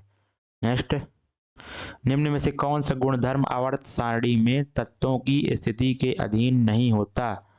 तो कौन सा गुणधर्म है जो तत्वों आवर्त सारणी में जो तत्वों की स्थिति के अधीन नहीं होता, तो तत्वों की स्थिति के अधीन नहीं होता ऐसा कौन सा गुणधर्म है। तो तत्वों की स्थिति दोस्तों पीरियोडिक टेबल में संयोजकता भी निर्धारित करती है, ठीक है, और परमाणु का आकार भी निर्धारित करता है, बाह्यतम कोश में मौजूद इलेक्ट्रॉन भी निर्धारित करते हैं, लेकिन तत्वों का रंग निर्धारित नहीं करता कि कोई तत्व पीरियोडिक टेबल में कहाँ पे स्थित होगा, ठीक है ना, उसकी स्थिति क्या होगी। फ्लेमिंग के बाएं हाथ के नियम के बारे में क्वेश्चन है, और इसमें से बोला जा रहा है कि फ्लेमिंग के बाएं हाथ के नियम में अंगूठे और मध्यमा उंगली के बीच कितने डिग्री का कोण बनता है। तो फ्रेंड्स, फ्लेमिंग का जो लेफ्ट हैंड रूल क्या कहता है उसके बारे में बात करें कि जब भी किसी चुंबकीय क्षेत्र में, ठीक है, आप कोई करंट कंडक्टिंग वायर रखते हैं, उसमें धारा प्रवाहित करते हैं, तो एक उसमें फोर्स जनरेट होता है, उस फोर्स की डायरेक्शन बताता है फ्लेमिंग का लेफ्ट हैंड लॉ, ठीक है, फ्लेमिंग के लेफ्ट हैंड जो मैग्नेटिक फोर्स उत्पन्न होगा, मैग्नेटिक बल उत्पन्न होगा, चुंबकीय बल, उसकी डायरेक्शन बताता है फ्लेमिंग लेफ्ट हैंड रूल, ठीक है। तो इसमें आपको पता होगा कि लेफ्ट हैंड रूल में कि जो मिडिल फिंगर होती है, ठीक है, जो मिडिल फिंगर होती है वो धारा की दिशा बताएगी, ठीक है, जो मिडिल फिंगर होगी वो धारा की दिशा बताएगी, धारा की दिशा, ठीक है। और जो आपकी क्या होगी, ठीक है, जो आपका अंगूठा होगा वो आपका बताएगा क्या, अंगूठा जो होगा फ्रेंड्स वो बताएगा आपका बल की दिशा, ठीक है। और जो यहाँ पे आपकी तर्जनी होगी, ठीक है, जो तर्जनी होगी वो आपकी किसकी दिशा बताएगी, चुंबकीय क्षेत्र की दिशा। तो आपस में सभी कितने कितने डिग्री पर एंगल पर होते हैं, 90 डिग्री के एंगल पे होते हैं, ठीक है। किसी के बीच में एंगल कभी पूछ ले तो 90 डिग्री हमेशा आंसर होगा, ठीक है। नेक्स्ट क्वेश्चन, संयुक्त सूक्ष्मदर्शी से देखे जाने पर, यानी कि संयुक्त सूक्ष्मदर्शी, ठीक है, और उसमें क्या देखा जा रहा है कि मानव गाल की कोशिकाओं की स्लाइड और प्याज के छिलके की स्लाइड के बीच दिखाई देने वाला मुख्य अंतर क्या है। बिल्कुल एनसीईआरटी से उठा के रख दिया गया है क्वेश्चन, ठीक है। एनसीईआरटी का ये एक्सपेरिमेंट था, ठीक है। उसमें जो है तो ये सब किया गया था कि गाल की छाल ली गई थी, गाल की खरोच के, और उसको माइक्रोसॉफ्ट क्या बोला है, माइक्रोसॉफ्ट संयुक्त सूक्ष्मदर्शी में रख के देखा गया, और प्याज के छिलकों की भी लिया गया और उसको भी देखा गया। तो उसमें कई तरह के चेंजेज आए थे। तो यहाँ पे मुख्य अंतर क्या था, तो आपको बता दो। पहला ऑप्शन है मानव गाल की कोशिकाओं में कोशिका भित्ति उपस्थिति। तो मानव गाल की कोशिकाओं में कोशिका भित्ति की उपस्थिति, जो मानव गाल होती है यानी कि एनिमल सेल हो गई, ठीक है। हम लोग एनिमल ही तो है ना। तो एनिमल सेल में, ठीक है, एनिमल सेल यानी कि पाद जो आपका एनिमल सेल होगी तो उसमें कोशिका भित्ति तो होती नहीं है फ्रेंड्स, ठीक है। डायरेक्टली आपके सेल मेम्ब्रेन होती है, शुरुआत से ही सेल मेम्ब्रेन, ना कि सेल वाल होती है। तो ये तो अंतर होगा ही नहीं, ये तो गलत ही है वैसे। उसके बाद है गाल की कोशिकाओं में लवक की उपस्थिति, ये भी गलत है। जो आप गाल की कोशिका है, ठीक है, यानी कि आपका ये एनिमल सेल है। एनिमल सेल में प्लास्टिड कहाँ से आ गया, लवक कहाँ से आ गया। लवक क्या होता है, जिसमें आपका क्लोरोफिल नामक पिगमेंट पाया जाता है, ठीक है, क्लोरोफिल। और क्लोरोफिल किसके लिए जरूरी होता है, प्रकाश संश्लेषण के लिए। प्रकाश संश्लेषण किस में होता है, आपका प्लांट में होता है, ठीक है। तो क्लोरोफिल लवक जो है, तो प्लास्टिड जो होता है, लवक होता है, वो तो जरूरी नहीं है अपने एनिमल सेल में, तो लवक होता ही नहीं है, ठीक है। उसके बाद प्याज के छिलके की कोशिकाओं में माइटोकॉन्ड्रिया की उपस्थिति। अब यहाँ पे मुख्य अंतर के बारे में बात किया गया था। तो मुख्य अंतर यहाँ पे प्याज के छिलके की कोशिकाओं में माइटोकॉन्ड्रिया। तो माइटोकॉन्ड्रिया में अगर माइटोकॉन्ड्रिया है, तो माइटोकॉन्ड्रिया तो दोस्तों आपका सभी में पाया जाता है, चाहे वो प्लांट सेल हो चाहे आपका एनिमल सेल हो, ठीक है। तो जब दोनों में पाया जा रहा है तो अंतर कैसे पता चलेगा, अंतर कैसे पता चलेगा। अब दूसरा जो ऑप्शन है उससे पता चलेगा, प्याज की छिलके की जो कोशिकाएं होंगी उसमें कोशिका भित्ति उपस्थित है, ये ही अंतर होगा। क्योंकि प्याज की छिलके जो होंगी वो क्या, प्याज एक तरह से आपका प्लांट है, ठीक है, प्लांट सेल होगा उसमें, ठीक है। प्लांट सेल में सेल वाल होती है आपकी, ठीक है, कोशिका भित्ति होती है। और जो एनिमल सेल होती है उसमें कोशिका भित्ति नहीं होती है। तो यही डिफरेंस होगा ना फ्रेंड्स, और करेक्ट भी है, ठीक है। तो ये आपका 100% राइट आंसर हो जाने वाला है। बहुत लाजवाब क्वेश्चन है। आहार नाल, ठीक है, आहार नाल यानी कि आइसोफेगस जो होती है, ठीक है। आहार नाल के बारे में बोला जा रहा है। आहार नाल में भोजन की गति शरीर की चिकनी पेशियों द्वारा होती है, और निम्नलिखित में से किस विकल्प में शामिल सभी अंगों में चिकनी पेशियां होती हैं, ठीक है। तो ये डायरेक्टली दोस्तों आपका क्वेश्चन पूछा गया है। आपका एक 9th क्लास में चैप्टर है साइंस में, एनसीईआरटी में, टिश्यू, ठीक है, टिश्यू वाले चैप्टर से क्वेश्चन पूछा गया है। अगर आपने अभी तक नहीं पढ़ा तो एनसीईआरटी पढ़ना जरूर स्टार्ट कर दीजिए, क्योंकि क्वेश्चन वहीं से बनना है, ठीक है। और क्वेश्चन किताब पढ़िए, क्वेश्चन भी करिए साथ साथ में, किस तरह से क्वेश्चन बनाए जाते हैं, किस तरह से क्वेश्चन का फॉर्म होता है, वो भी आपको पता करना जरूरी है। थ्योरी पढ़ लीजिए, फिर क्वेश्चन करिए, साथ साथ में करते जाइए, ठीक है। ऐसा ना करिए कि क्वेश्चन भर कर लीजिए और थ्योरी ना पढ़िए, और ऐसा भी नहीं कि थ्योरी भर पढ़ लो क्वेश्चन ना करो।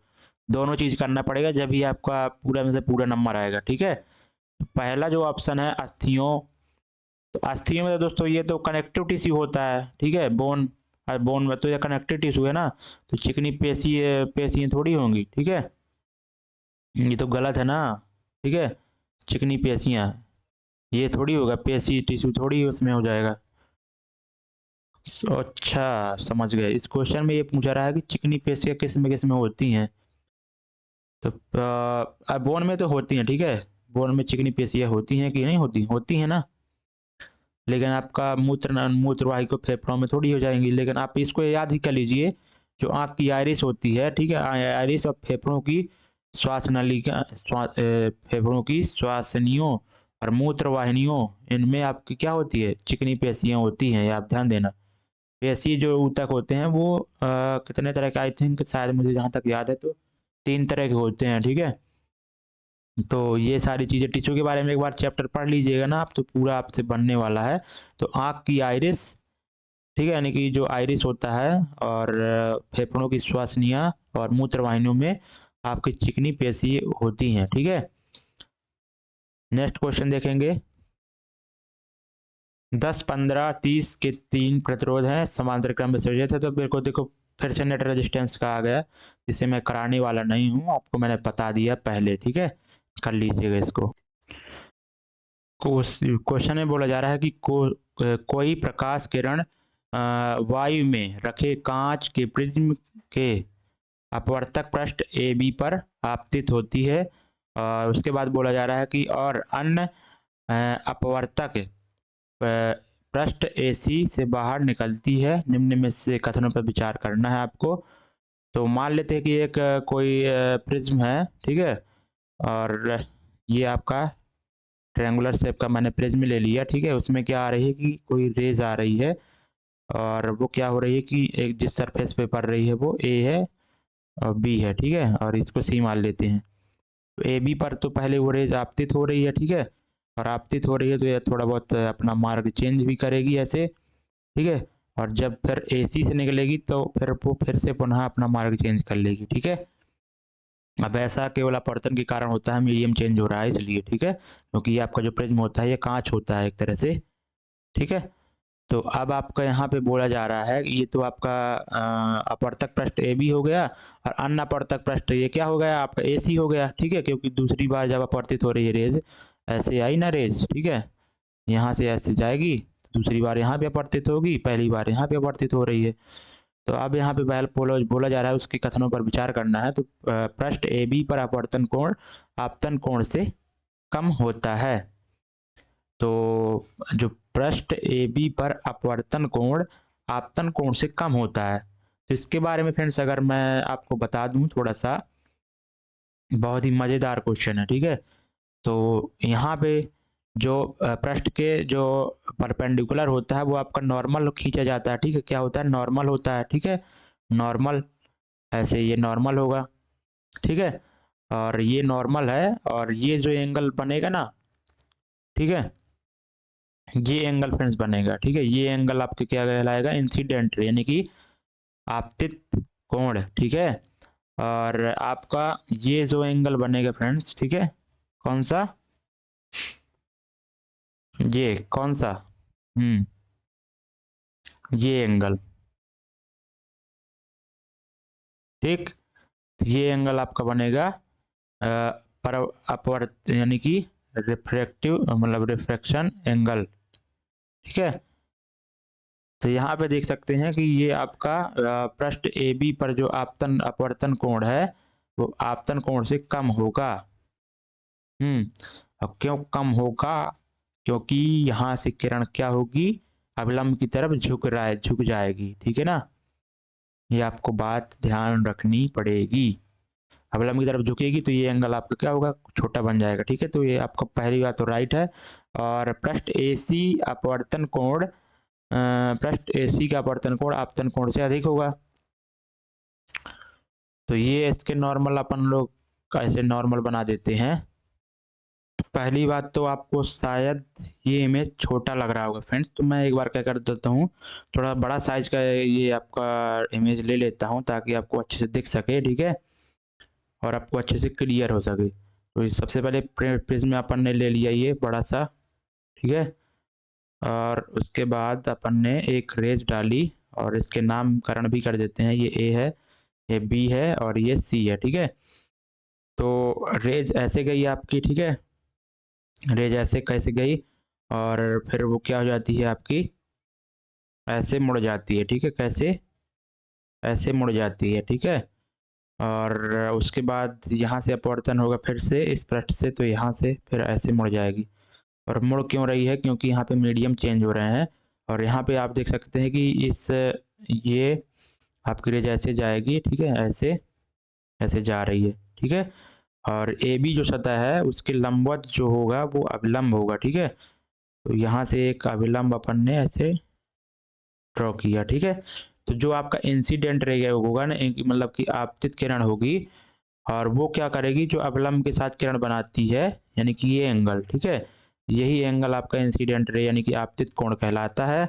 और जो किरण गई है वो आपका विरल माध्यम है, ठीक है, विरल माध्यम है, और कांच आपका प्रिज्म जो होता है वो आपका सघन माध्यम है। तो जब आप विरल माध्यम से सघन माध्यम की तरफ रेज जाती है ना, तो अवलंब की तरफ झुक जाती है, ठीक है। यानी कि देखो ऐसी जानी चाहिए तो ऐसी, लेकिन गई आपकी इस डायरेक्शन में, अवलंब की तरह, अवलंब के पास में और चली गई। तो ये जो एंगल होगा ये आपका अपवर्तन कोण होगा, ठीक है। इसको आर बोल देते हैं, आर, ठीक है। और यहाँ पे आई डैश बोल देते हैं इसको, आर डैश, ठीक है। R1, I1 और R1, ठीक है, क्योंकि अभी आगे भी तो होगा ना। तो इस वाली सतह में जो ये रेज होगी, ठीक है। तो यानी कि देखो सकते हैं कि अब जो आई होगा ना वो आपका बड़ा होगा, यानी कि अपवर्तन कोण आपका बड़ा होगा, ठीक है। अपवर्तन कोण नहीं, अपवर्तन कोण छोटा होगा किससे, आपतन कोण से। तो पहला राइट हो जाएगा। उसके बाद पृष्ठ AC पर अपवर्तन जो होगा, यहाँ पे इसके लंबवत अगर आप अभिलंब डालते हैं ऐसे, ठीक है, तो यहाँ पे जो फ्रेंड्स प्राप्त होने वाला है, तो सघन से विरल में जा रहा है क्योंकि हवा में फिर से जा रहा है किरण, तो आपका ये अवलंब से दूर हटेगा। तो जो यहाँ पे अवलंब के साथ एंगल बन रहा है वो तो आपका इंसिडेंट रे होगा, तो I2 मान लेते हैं इसको, ठीक है, क्योंकि रेज यहाँ पे आई ना, आपतित हो रही है और फिर बाद में यहाँ परिवर्तित हो जा रही है। तो ये एंगल जो अवलंब के साथ फिर अपवर्तित किरण बना रही है वो आपका R2 इसको मान लेते हैं। तो यहाँ पे दोस्तों आपका I1 ग्रेटर देन R1 होगा, लेकिन यहाँ पे क्या हो जाएगा, उल्टा हो जाएगा। यहाँ पे I2 स्मॉलर देन R2, ठीक है। तो यहाँ पे दोनों चीजें आपकी करेक्ट लिखी हैं, ठीक है। तो ये आप ध्यान देना। देखो टाइम तो भले ही लग गया, लेकिन डायग्राम से मैंने हर एक चीज समझा दी है। और ये आपका दोस्तों प्रिज्म एंगल होता है, ठीक है, इसको भी नोट कर लेना, ठीक है। ये क्या होता है आपका प्रिज्म एंगल होता है, ठीक है, एंगल। ये भी एग्जाम में पूछा जाता है सभी।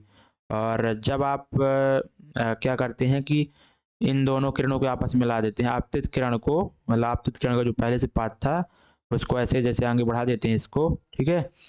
और जो बाद में जो बाहर निर्गत किरण को आपस में मिलाते हैं, जैसे ये निर्गत किरण थी और जानी थी इसको ऐसे। तो ये जो एंगल फ्रेंड्स बना ना, यही आपका विचलन कोण कहलाता है, ठीक है, विचलन कोण, विचलन कोण, ठीक है। इसको भी नोट कर लीजिएगा, विचलन कोण। तो आपतित यानी कि जो आपतित किरण और निर्गत किरण के बीच में एंगल बनेगा वो विचलन कोण कहलाएगा, ठीक है। निम्न में से कौन सा जीव परजीवी पोषक युक्त है, ठीक है, परजीवी, ठीक है, पोषक युक्ति को दर्शाता है। तो जो मशरूम है फ्रेंड्स, ये तो मृतोपजीवी होता है, ठीक है, मृतोपजीवी, ये तो मृतोपजीवी है, ठीक है, मृतोपजीवी। परजीवी के बारे में पूछा गया है, तो यहाँ पे जो परजीवी हो जाएगा ना वो अमरबेल ही हो जाएगा, यानी कि ये अदर प्लांट में लग जाता है, उसके ऊपर झड़ जाता है, फैल जाता है और उसी से पोषण अपना प्राप्त करता है परजीवी, ठीक है, अमरबेल, ठीक है। नेक्स्ट है, इतना ही क्वेश्चन है दोस्तों, और 25 क्वेश्चन अपन लोगों ने कर लिए हैं। तो दोस्तों यही उम्मीद करता हूँ कि आपको सारा कुछ समझ में आया होगा। देखो वीडियो तो मेरा लंबा हो जाता है, मैं क्या करूं, मैं छोटा करना भी चाहता हूं तो हो ही नहीं पाता, क्योंकि मैं अगर एक बार समझाने लगता हूं तो इस तरह से समझाना पड़ता है डिटेल से, और टाइम भी मुझे बहुत ही लग जाता है समझाने में, ठीक है। तो इसलिए जो है तो आप वीडियो को पूरा जरूर देखा करिए, ठीक है। तो जो भी लोग भी अभी तक लास्ट तक जुड़े हैं और चैनल पर नए हैं तो चैनल को सब्सक्राइब अवश्य कर लें, ठीक है, ताकि आपको इसी तरह की जो ग्रुप डी 2022 की 99 शिफ्ट हुई थी उनके सभी के क्वेश्चन कर लें, ठीक है। और 2025 में आप अपना टारगेट पूरा करें 25 में से 25 नंबर का। तो थैंक यू सो मच, और मिलेंगे नेक्स्ट क्लास में, तब तक के लिए सभी को जय हिंद।